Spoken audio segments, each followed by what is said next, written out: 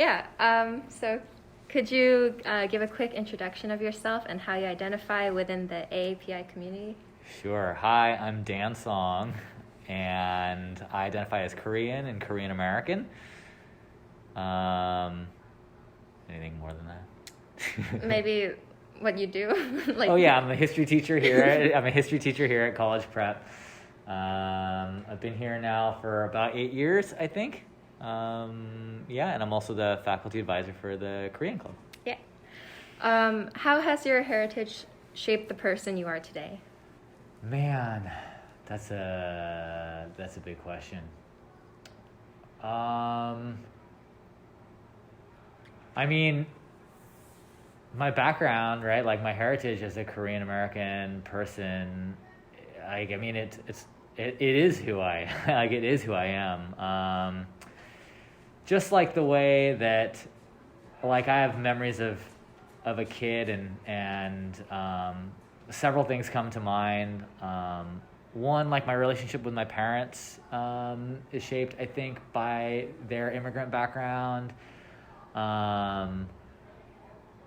One, having to help them sort of like navigate like this English speaking world, this white sort of like dominated world and spaces as like a young person always felt like kind of unusual to me. So like helping them fill out forms, like at the DMV, like reading and translating for them, like calling the utility company and saying like, what's the deal with, this bill or whatever. That was really sort of defining in my youth. Dealing with, like, where are you from questions all the time as a kid. How much do I know karate? Like all that stuff was really defining in my youth. Specifically, like, I think my Korean heritage too is something I was like always taught to be proud of. And so even when I got those questions, like, where are you from? I'm Korean. And, back in the 1980s in Pleasant Hill, there was a lot of like, where is that? I've never heard of that, right? And so there was a lot of explaining. And part of it was annoying, for sure. And offensive, even at an early age, I could kind of feel that. But part of it was like kind of empowering to be like, well, I'll tell you a little bit something about like Korea, like here's where it is, like this is what like Korean people eat, this is these are some things that Korean people wear. And so I think kind of early on, I think my parents instilled in me a pride and a sense of place and cultural heritage and background that still stays with me today. So like when Parasite won like the Oscars, it's like, yes, right? Or like, I don't know, there's just like there's a little bit of a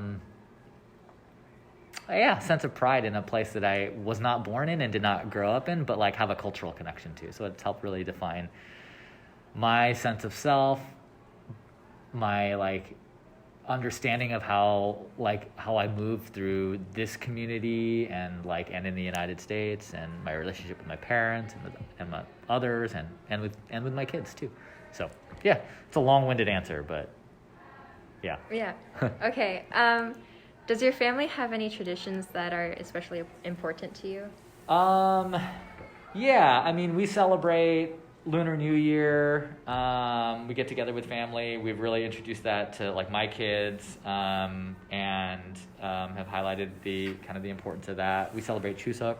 It's like Korean Thanksgiving and like Harvest Moon Festival, and have highlighted the importance of that. So those are kind of the two main ones. It was super exciting for me to celebrate like Korean like first year birthday party, like with my kids, putting them in hanbok, and like we all wore it and took pictures, and the kids got to choose the objects, and that's like a tradition that I really want for them to continue to connect with their heritage. And it was a great chance for me to connect, with my own, and like do this thing that I know that Korean people have been doing for a long, long, long time. And so that's been wonderful. There's some other things that like I didn't like know as a kid, because I was a kid. So, for example, like a marriage, like Korean marriage ceremony, my wife and I did that together, and my brother is going to do that this summer, even though neither he nor I got married to Korean people. So, but we still carried this like tradition thing. So, those are all things that like I would like my kids to see. And that like my family, both my parents, but also like my current family, like those are some traditions that, you know, I want them to be aware of and to see continue and that are really important to me. What did your kids pick up during their first birthday? Henry picked up rice, I think. Oh, okay. Some rice, which supposedly, this is what my mom tells me, means that like he'll always be content, right? He'll never like want for anything because he'll like always have like rice, right? Like sustenance, right? For his like entire life. Lily picked up a brush, I think, which like a writing brush, like a calligraphy brush, which apparently means she's gonna be a scholar. Oh wow! But I feel like all of those things, like no matter what you pick up, like it's all good, right? Yeah, like, that's true. So that's really cool. Yeah. Yeah. Okay, so the next question is: mainstream media has often been criticized for its lack of or trivialized portrayal of Asians and Asian Americans. What do you think about that? And who are your favorite Asian or Asian American actors? Oh, dang, that's a good question. Okay, first, like knee-jerk reaction, like is Bruce Lee, especially like growing up in like like before like.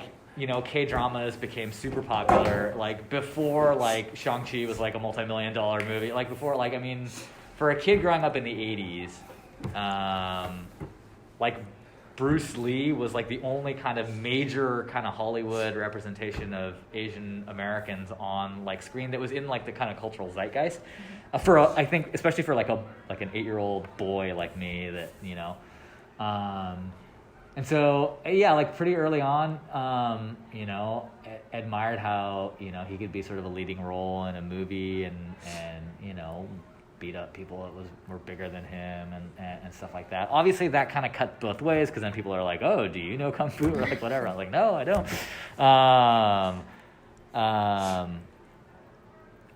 But, yeah, as a kid, for sure... that for sure Bruce Lee. And then like as I got older you get to see a few more like Asian Americans on TV. I remember like I remember watching Lost. You remember that? Anyone heard of that show? Oh, Lost? the TV show? The TV show Lost, Yeah. like it was on ABC.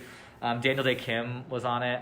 I don't know who that is. And it was like there was a Korean couple that were sort of like central to not central, but like were key sort of ensemble actors in that series, and they would always speak in Korean, and they would be subtitled. And I remember thinking, oh, this is cool. This is like a major hit TV show. Again, this was probably like early 2000s. Again, before I think like K-dramas really became sort of almost mainstream, at least here on the West Coast, right? Yeah. So it was cool to see him. He was in some other like TV shows and movies, so I enjoyed seeing that. I'm trying to think.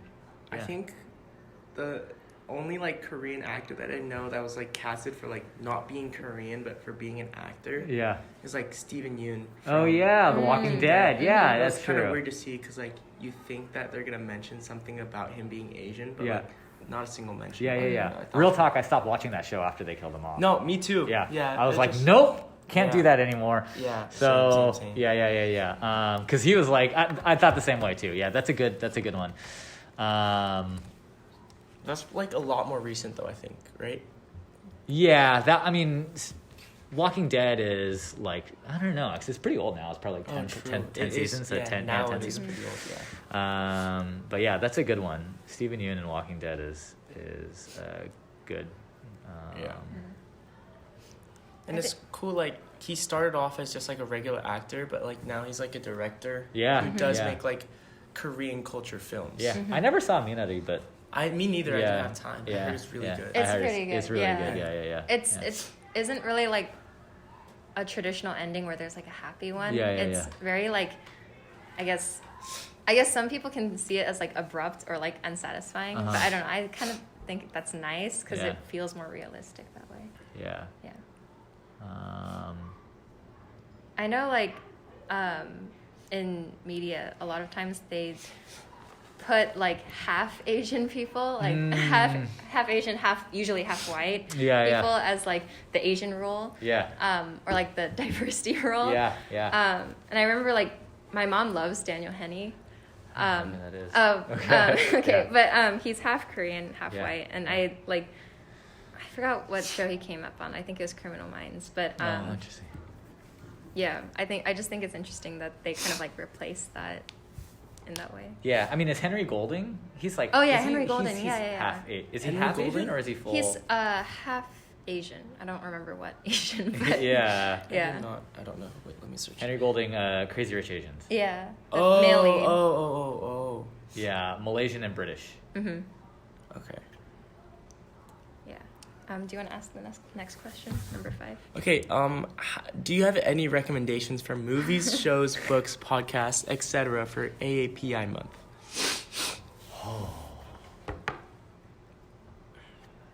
Oh yeah, for sure. What is it? I just started reading. Is it Kathy Wong?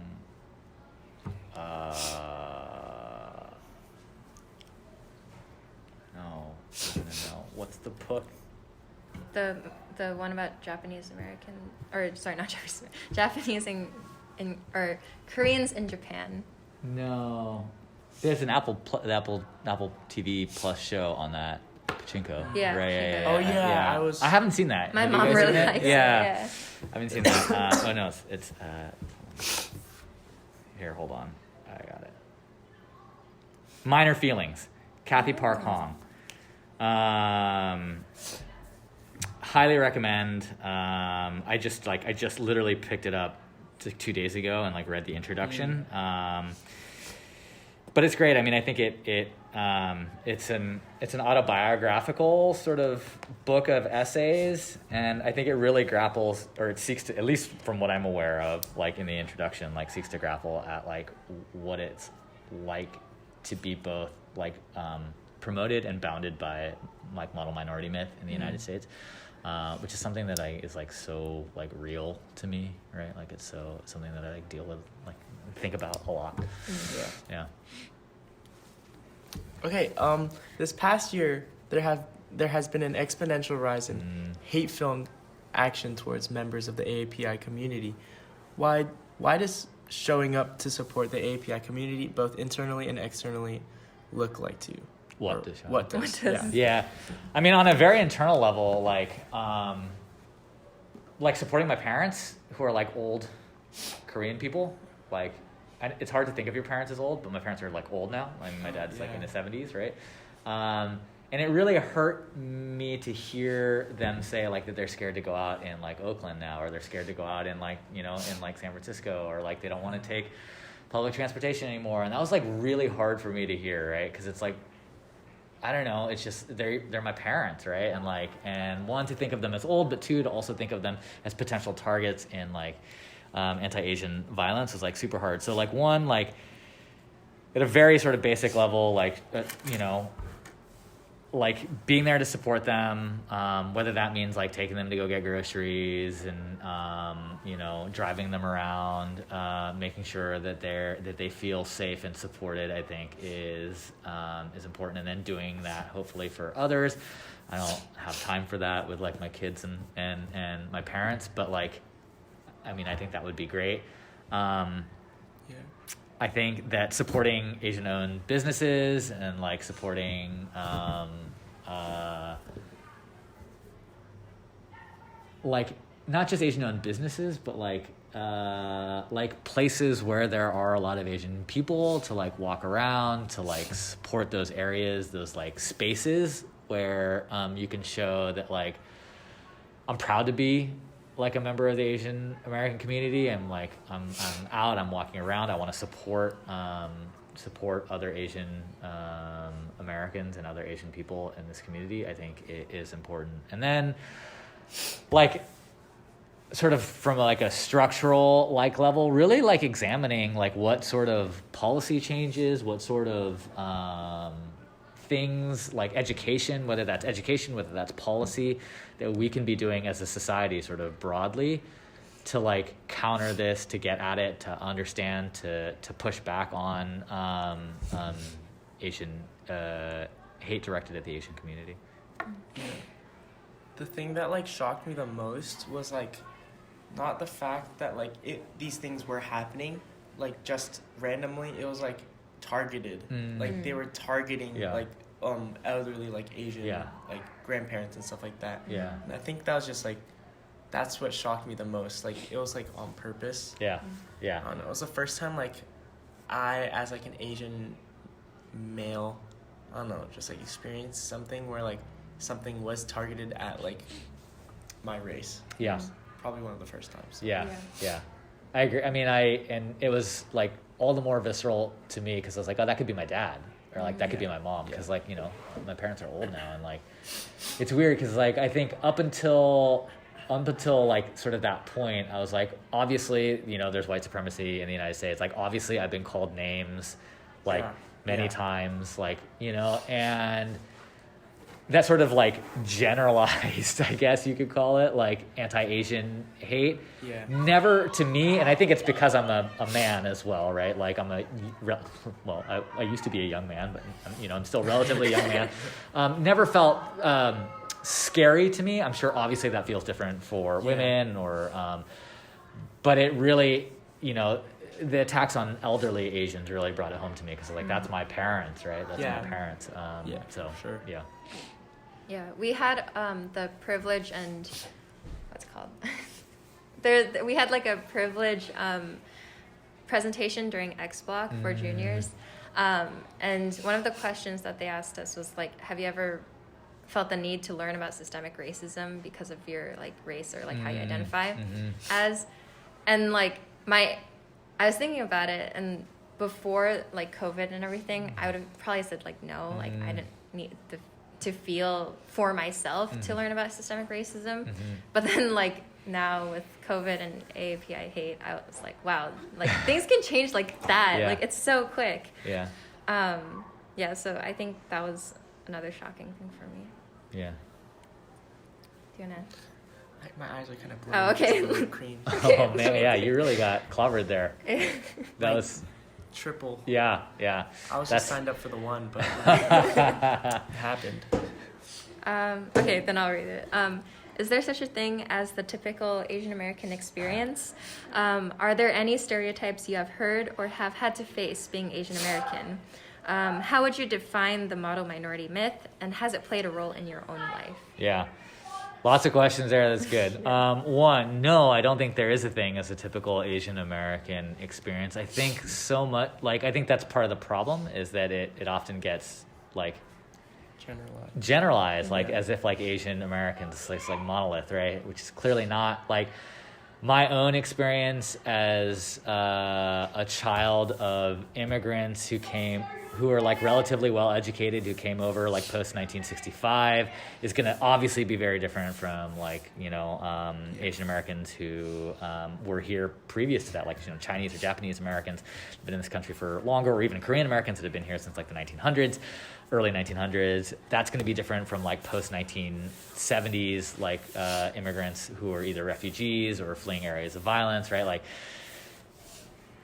I mean, like, such like different experience, like class, education background, like where people settle. Like my parents, you know, I grew up in California, which is going to be better than like an Asian person having grown up in like, I don't know, like, you know, somewhere else, like Kansas, right? But like where I grew up, like Pleasant Hill at the time in the 1990s, very different from growing up in, say, San Francisco, right? Where there's, you know, a much greater sort of plurality or even majority of Asian experiences and Asian viewpoints, that it's hard to generalize.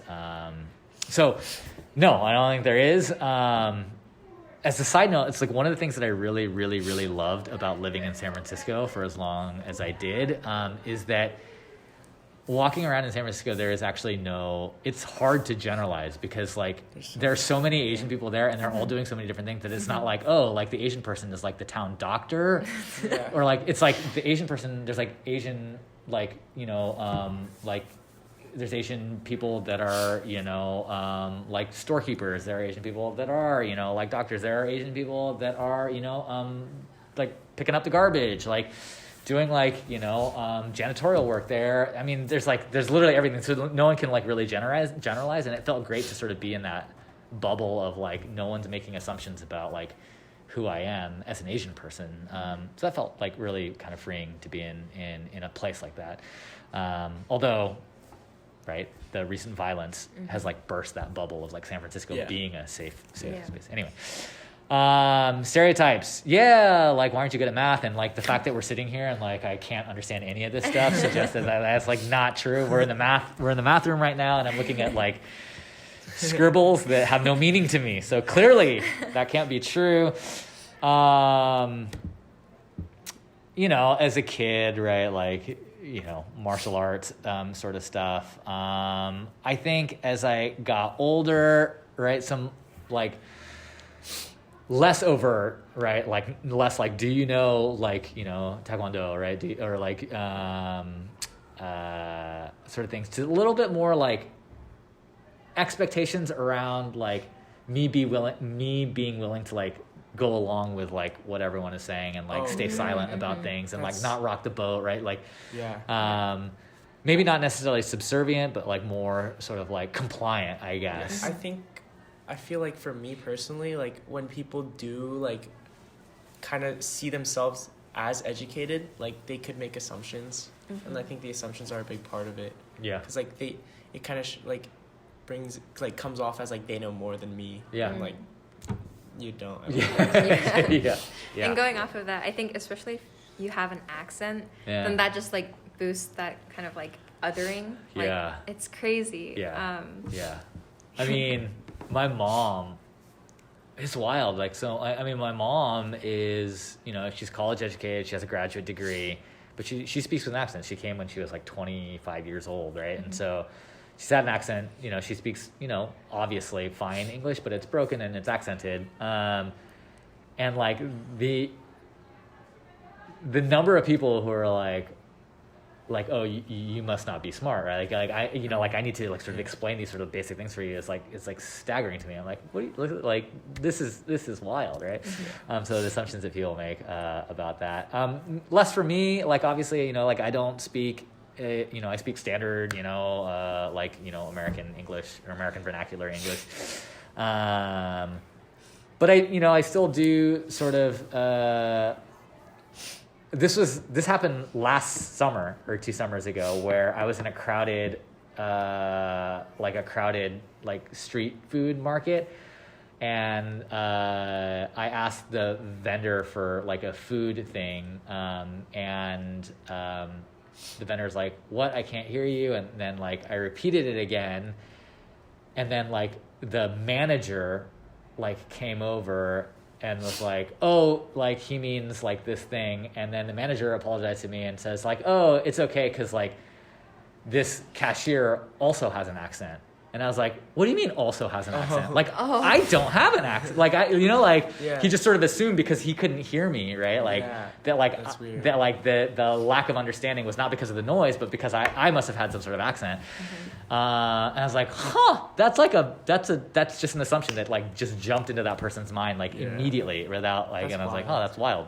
And that happened last summer. So definitely still around. Define the model minority myth. I'm borrowing this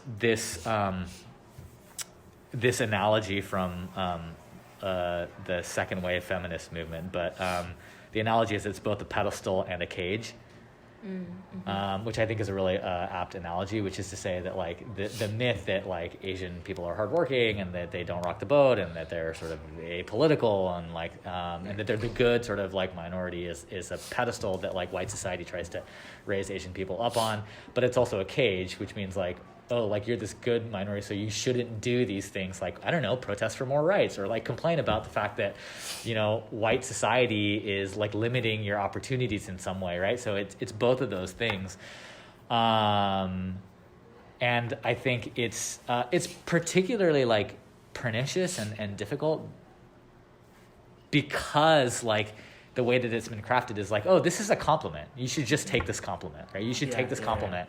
And then when you're like, no, this isn't a compliment, they're like, what's wrong with you? Like, you know, like, you know, like, are you trying to say you don't want to be called hardworking or like contributing members to American society? Mm-hmm. I'm like, no, it's not that that's like, it's not that I, you know, have a problem with being called hardworking. I think that's a great like compliment. I think it's that you're saying that so that, one, you're doing two things. You're like saying that like you're calling me hardworking because like you don't want me to like protest the conditions under which my hard work is happening, and two, you're using it to put down like other people who like white society feels like isn't hardworking enough, right, or doesn't conform to sort of the white standards of hardworking, and so that it's this double thing, and it's way more complicated to explain. Like you can't just like do that like, you know, like right off the bat. And so it's difficult, right? And that's why I think that the analogy, right, again, pedestal and cage is an apt one.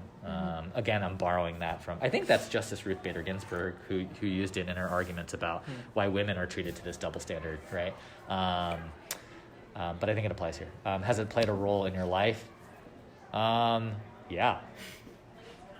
I mean, I think that like both subconsciously and consciously it has kind of defined the limits of what I perceive to be possible or like acceptable, right?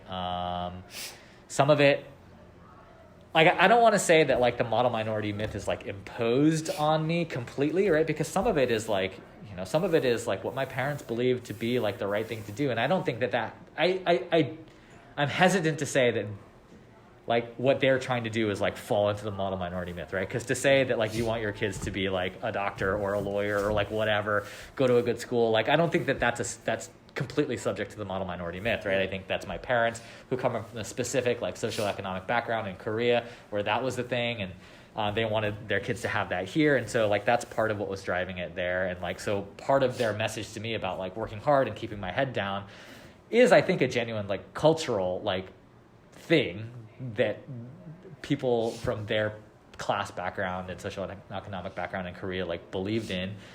But part of it really also is like, you know, the social construct of model minority like imposed by and pushed by white society here in the United States. So it's tough to like kind of parse out which is which, right? But I think a combination of both of those things has kind of like limited what I think is possible when it comes to like, do I really want to put myself out there for like community activism? Like, do I really want to like, you know, stick my neck out in like advocating for others, right? Like, is that my place? Is that my role? Like, and second guessing myself there, especially in my youth. I think it's certainly played a role. Yeah. Okay, was there ever a moment where you felt extremely ashamed or proud to be Asian American?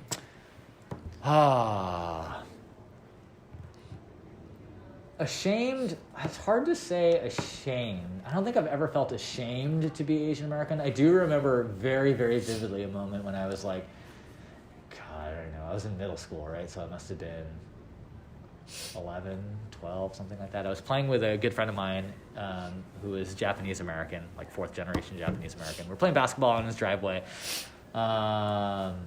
And these kids, they didn't go to our school, but they were like roughly around the same age, came up and you know, we were just saying like dumb like kid stuff, right? Yeah. Like, you know, probably bad words that I shouldn't repeat here and stuff like that. And then I remember saying to the kids sort of like, you guys just want to be cool and you're not. And the kids turned to us and say, you guys just want to be Americans and you're not. And I was like, whoa.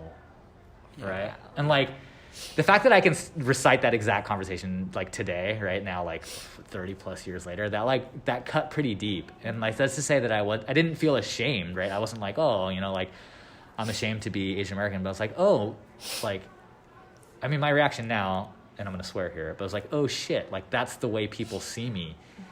That's the way Yeah. those kids saw me, right? Like, and for me, it really kind of like clarified a moment where like white society is always going to see me as like Asian first, and then like maybe American, right? And so that was like a real formative moment like in my early childhood. Proud, I mean, I really feel like Koreans and Korean Americans are like on a real good like hot streak over the last like 10 years. Yeah. Like I feel like real pride in me, like it was like Yeah. just like the cultural influence of Korea. Like South Korea is such a Just such a small s- country, yeah. right? Yeah. And just to have like, you know, everyone being like, you know what the best refrigerators are? Like Samsung refrigerators. Or like you know what the best Yeah. TVs are? Like LG, right? Like, you know, Yeah. like, and then like having like Oscar movies, like TV shows, like Korean food is like all the rage. Like people are literally like standing in line to get like homemade like tofu, right? Like you know, and like banchan, right? There's like a banchan restaurant in Oakland that like just does banchan, and I'm like, this is like wild to me, right? This is bonkers, and like I think it's great. Like I think it's great that people think it's all that like especially Korean like food, Korean culture, Korean music, Korean like everything is like so hot right now, and I think that's like super cool. Like I wish that would have happened when I was like a kid, so I could like be like, no, it's just not me telling you that like this food that I'm bringing to lunch is cool. Like everyone thinks it's cool. Like the Yeah. Michelin people think it's cool. Yeah. Like, you know, like Yeah. so yeah, a lot of pride. Like I'd say in the past, right, like decade or so, Yeah. it's felt good. It's felt good. To me, I feel like, I don't know. It's just like the question seems kind of hard because it's either that I'm proud of being American or I'm proud of being Korean. Oh yeah, It's not really like a mix. Like I also like agree with like the Korean like culture becoming kind of like mainstream and popular. yeah. But I feel like that makes me more proud of being just Korean in itself Interesting. rather Yeah. than being Interesting. a Korean American. Yeah, interesting. Yeah. Yeah. Huh. So like I never really felt like, oh my gosh, I'm glad that I am Asian, but I'm also in America. It's more like, oh, I'm glad that I have an American citizenship. Or it's Yes. like, I'm glad that I get to eat like Korean food because I'm Korean. Yeah. It's not like, Well, I think like if I get like my art, like I think that like food and like in particular, I'll use food as like the example. I think that like I think we've reached a point, hopefully, that like people don't think of like Korean food as like a Korean thing. That like Korean food is part of like the American like culinary like Yeah. pantheon like experience now, right? And so which is to True. say like I think we're approaching. I don't know that we're there yet, but if like a group of hypothetical white people are sitting down and they're like, I'm going to Oakland for like a business trip, or like San Francisco for a business trip. Like, where should I eat? Like, what's the best food? Like, I don't think people would be like, well, if you like Korean food, you should go to Yeah. this place. I think people might say, like, we're getting pretty close to people might say, like, you should go to this restaurant because it's yeah. the best restaurant, And right? it happens to be And it Korean. happens to be Korean, Yeah. which is like a super cool thing, right? And I Yeah. think that's like where the Korean American part comes in, That's is that true. like these things have now like, what's the best show on television? I don't know. Like, let's say it's Pachinko, right? Like people, that's in the conversation, Squid like Game you or know, something. yeah, Oh, Squid yeah, Game, yeah. right? Like it's in the like the cultural zeitgeist, and right, like I could totally see a group of like just like random, I don't know why I keep saying, they're like random white folks in like, you know, Kansas being like, did you watch Squid Game, right? And not thinking of it as a Korean show necessarily, but a show that they're watching and talking about. So in that sense, I Oh, think yeah, that's I do true. see it as like Korean American, which is cool, right? Like I Yeah. think it's like, yeah, and that's like a relatively recent, I think, development. yeah. Yeah. Yeah, and I think something that's really unique about like Squid Game is that it's very Korean. Like it doesn't take components from like other like American Yeah, places or something. yeah. It's like purely Korean. Yeah. Korean, But like then childhood games. Yeah, which is exactly. Even more traditional. Yeah. Yeah, Childhood candies. yeah. and- yeah. And people like actually enjoy it as like enjoy the TV show itself Yeah. as it is rather than like like seeing it from like, oh, this is like an Asian show. Right. It's not the same as like American shows. Right. Yeah. Yeah. Yeah. Are there more questions? There are Oh, two okay, more. okay. Yeah. How do you believe AAPI individuals contribute to the history and culture of the U.S.? Dang, that's a tough question to ask a history teacher in a short interview like this. 34. Yeah, I know. Yeah, someone's gonna have a long time trying to transpose this. Sorry. I think they're critical. I think they're so critical and also like largely like forgotten, right? And so I think we've tried to emphasize that like field workers in California in like the 1880s, right? and the early 1900s, cannery workers, like all organized, were in solidarity with one another, like Filipino Americans, Chinese Americans, and also Mexican Americans, right? Like organized for labor rights in California, and like we never tell that story, right? And that's so like essential to our understanding of like how American society views immigrants, people of color, like non-white people, and so much like I think it's like trite, like almost hackneyed to say that like the Chinese Americans built the railroads, but like they did, right? Like Chinese like built like the railroads would be like the railroads could like and to think of like the settlement of the West. Wait, was the Golden Gate Bridge made by Chinese workers? I mean, I think that's what I heard, but I'm not sure. So like certainly like New Deal era projects like the Golden Gate Bridge, like the Bay Bridge, like could not have been built without Chinese labor. So much of San Francisco's wealth, right, couldn't have been supported without Chinese merchants. Yeah. I mean, so much of, especially right here in the Bay Area and California, so much of our history is built on the backs of Asian labor, Asian organizing, and Asian solidarity with other non-white groups and other labor groups. Yeah, I believe that, you know, AAPI individuals are essential to the, like, Asia, like, I think rather than, I would even push back on the question to say rather than, like, contributing to the history, like, they are, they are they are a part of the history, right? Mm-hmm. They're not contributing to the history. They're inexorable from the history and the culture of the United States, from,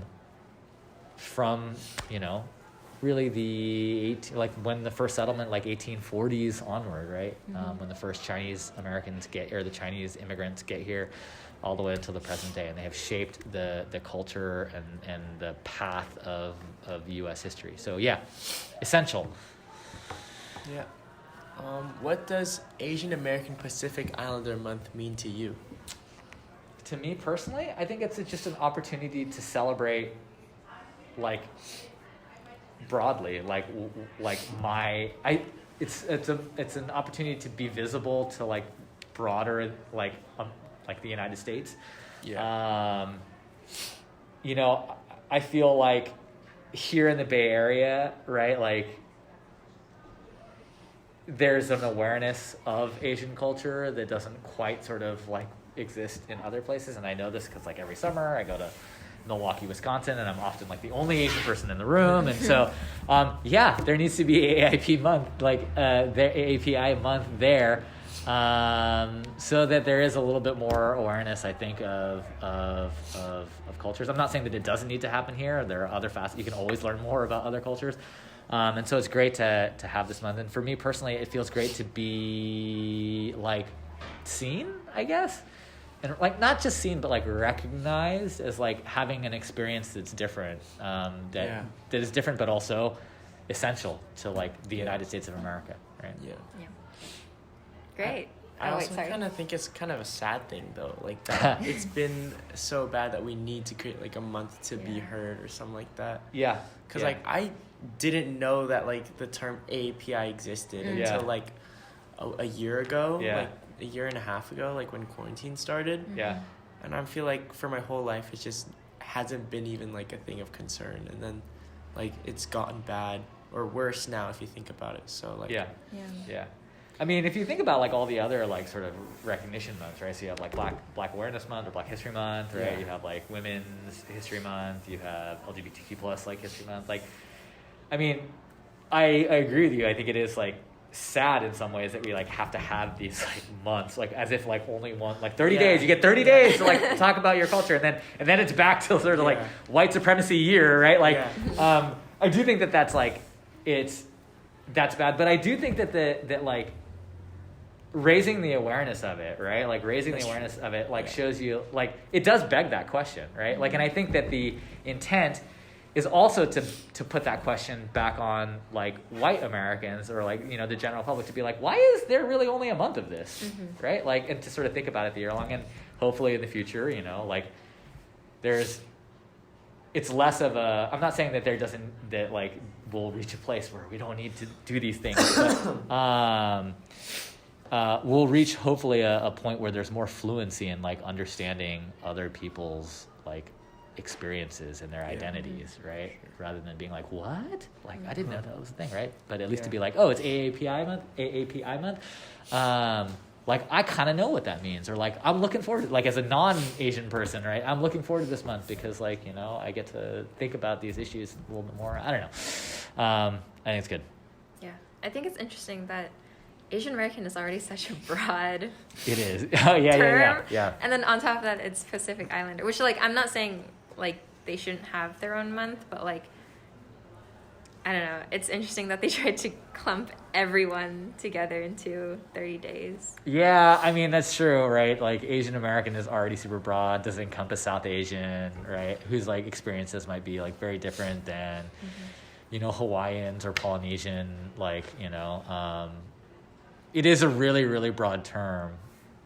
But, I mean, so is, like, Women's History Month, Black History Month, right? Like, which shows, I think, like how far we need to go, right, as like a society, and like really like thinking outside of like white and Eurocentric culture as like the paradigm for like regular months, right? Like, right, there's like regular months. Like, what does that mean? Like, oh, that means like it's back to like George Washington and Thomas Jefferson, right? You know, like, and I think that like hopefully like these, you know, heritage and history awareness and education months like get us out of that paradigm of thinking like this is abnormal and this is like regular, to thinking about like, no, AAPI month is like, while it's broad and it's all like it's, you know, while it's really, really broad, gets us thinking about like this is actually like normal, right? Yeah. Like, this is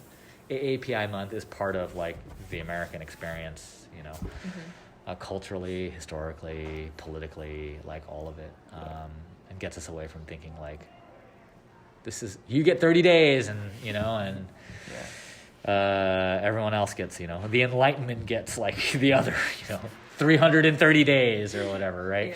Or, you know, just like white society gets like the other 330 days, right? So, yeah. Okay, well, I think that's it. Thank you. Cool. Thank you guys. That was fun. It was great to chat about that.